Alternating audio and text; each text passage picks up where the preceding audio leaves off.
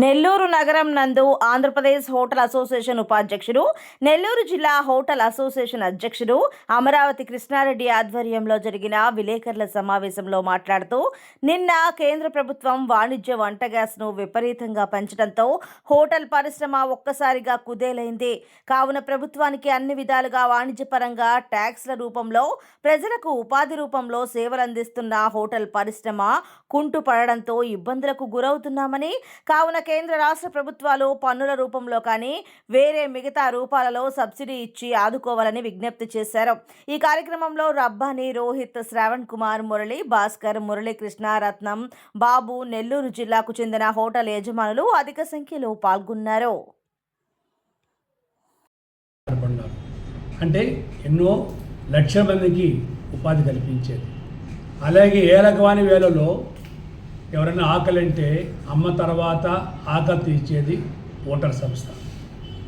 యజమాని తన ఆరోగ్యానికి లెక్క చేయకుండా కిచెన్లో కూర్చొని కస్టమర్కి రుచిగా భోజనం పెట్టాలి, మనం పూర్తిగా కలిపిన పర్లని చెప్పేసి నిత్యం వంటలో కూర్చొని చేసి చిన్న చిన్న పిల్లలు కూడా వస్తాయి రోజుకు హోటల్స్కి. వాళ్ళకి నాణ్యమైన ఫుడ్ ఇవ్వాలని ఉద్దేశంతో ఎక్కడ కూడా ఫ్రిడ్జ్లో పెట్టకుండా నాణ్యమైన అనేక మార్పులు. ఒకప్పుడు రాగానే దేవుడు దండం పెట్టేవాడు, కానీ ఇప్పుడు ఫ్రిడ్జ్ దండం పెడుతున్నాం. ఏ స్టాక్ లేకుండా ఫ్రెష్ ఫుడ్ ఇస్తూ ఎంతో నాణ్యంగా ఇచ్చే హోటల్ సంస్థ ఈరోజు అనేక కష్టాల్లో ఉంది. కరోనా కాడి నుంచి కొంచెం కష్టాలతో వస్తూ దాని మీద వ్యాపారాలు తగ్గుతూ, ముఖ్యంగా స్ట్రీట్ ఫుడ్ వల్ల ఈరోజు అనేక హోటల్స్ క్లోజ్ చేశారు. సరేనా, కొన్ని నష్టాలతో ఉంది. ఎక్కడైనా చూడండి, ఒక బ్యాంక్ అకౌంట్ చూడండి, ఒక ప్రోజెన్స్ చెప్పండి, హోటల్ అనేక బైకులు విరిగిపోతూ వస్తున్నాయి.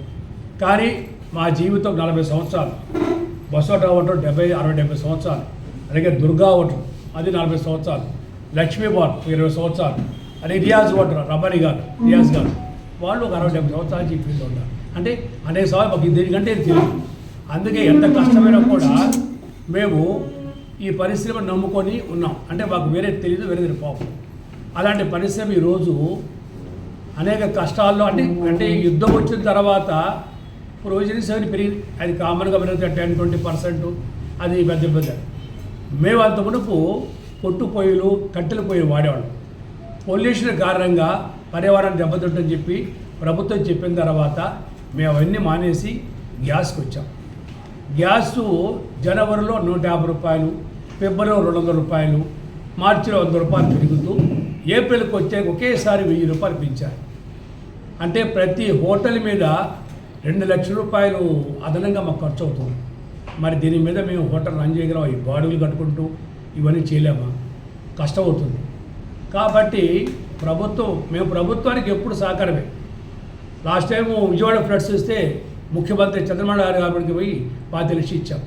కేరళలో ఫ్లడ్స్ వస్తే మా హోటల్ అసలు పోయి 5 లక్షలు ఇచ్చాం. అప్పుడు కూడా చంద్రబాబు గారు సీఎం ఉన్నారు. అంటే ఏ రోజు కూడా మేము ప్రభుత్వానికి ఎప్పుడు ఏది వచ్చినా కూడా అండగా మేము ఉంటూ ఎంతో సర్వీస్ చేస్తాం. అలాంటి సంస్థ ఈరోజు ఒక హోటల్కి 2 లక్షల రూపాయలు భారం పడితే హోటల్ మెయింటైన్ చేయగలమా? మీరే చెప్పండి. ఈ గత 40 ఇయర్స్లో ఈ 3-4 సంవత్సరాల్లో రోజుకి అప్పులోకి వెళ్ళిపోతున్నాము. డబ్బు తేవటం, అవి సరుకులకు ఇవ్వటం, మళ్ళీ అప్పులు పడిపోవటం. ఈ ఉదయ పరిస్థితుల్లో మీకు ముఖ్యమంత్రి గారు, ప్రధానమంత్రి గారు పర్యావరణాన్ని టూరిజం డెవలప్ చేయాలని చెప్పి అనేకసార్లు చెప్పారు. ఈ టూరిజం డెవలప్ అవ్వాలంటే హోటల్కి వచ్చి సరైన మనకి సబ్సిడీ ఇవ్వాలి. అంటే గ్యాస్ మీద కానీ కరెంటు మీద కానీ సరే ఇండస్ట్రియల్గా గుర్తించి ప్రభుత్వం వెంటనే ఇస్తే హోటల్ పరిశ్రమ బతుకుతుంది. లేదంటే వీరి మీద బండ్ల మీదకి అయిపోద్ది, కానీ ఒక హోటల్ ఉండదు. కాబట్టి దయవుంచి ప్రభుత్వం మేము రిక్వెస్ట్ చేసుకుంటున్నాం. మేము ఈ రేట్ల మీద, ఈ గ్యాస్ రేట్ల మీద అంటే ప్రభుత్వం కూడా, ఇది కూడా సేవా సంస్థ కాబట్టి ప్రభుత్వం ఇది భారం పడకుండా, అదే నాకు మిత్రుడు చెప్పాడు, ఆ 28% జీఎస్టీ చేసి తగ్గిపోద్దని. ఏదైనా సరే మాకు కొంచెం అమౌంట్ తగ్గించే విధంగా మాకు ప్రభుత్వం సహకరించి గ్యాస్ రేట్ తగ్గించి హోటల్ పరిశ్రమను ఆదుకోవాలని మీ ద్వారా తెలియజేస్తాం. లేకపోతే ఇప్పటికే నైట్ టైం కొన్ని క్లోజ్ చేశారు. పెద్ద సంస్థ కోమల విలాస్ హోటల్, అది ఈరోజు నైట్ క్లోజ్ చేశారంటే కారణం ఈ మెయింటైన్ చేయలేక, దాని తగ్గ వ్యాపారం లేక దానివల్ల స్ట్రీట్ ఫుడ్ చేస్తారు. కొన్ని హోటల్స్ మూసేస్తారు నైట్ టైం, ఎక్కడో 4-5 హోటల్ తీస్తారు. కాబట్టి ప్రభుత్వం దయ ఉంచి మాకు ఇండస్ట్రీ గుర్తించి మాకు గ్యాస్ తగ్గించి హోటల్ పరిస్థితి ఆదుకోవాలని మీ ద్వారా తెలియజేస్తూ చర్యలు తీసుకుంటాం. ధన్యవాదాలు. నా పేరు శ్రావణ్ కుమార్, మాది దుర్గా హోటల్, స్టోన్ హౌస్పేట. మాది దాదాపు 40 సంవత్సరాల నుంచి రన్ చేస్తున్నాం వెజిటేరియన్ హోటల్. కానీ ఇప్పుడు ఈ మధ్య గ్యాస్ రేట్లు కానీ అన్నీ పెరిగినందువల్ల చాలా ఇబ్బందులు ఫేస్ చేస్తూ ఉన్నాము. అన్నిటికీ రేట్లు అనేది ఎక్కడైనా రేట్లు పెరగగానే అన్నీ ఎవరెవరు సరుకులు కానీ ఏవన్నీ టకటకాని పెరిగిపోతున్నాయి. కానీ భోజనం రేట్లు కానీ టిఫిన్ రేట్స్ కానీ దానికి సరిపడినట్టుగా పెంచలేకపోతున్నాము. అదేవిధంగా జీతాలు ఇవన్నీ కూడా ఎవరికి డిమాండ్ బట్టి వాళ్ళ యొక్క దీన్ని బట్టి పెంచుతున్నారే కానీ మేము మాత్రం రేట్లు అనేది పెంచలేకపోతా ఉన్నాము. ఇది చాలా సమస్య. దీనివల్ల అప్పులు పాలవ్వడము ప్లస్ దాంట్లో ఆదాయం రాకపోవడం ఈ విధంగా చేయడం జరుగుతూ ఉంది.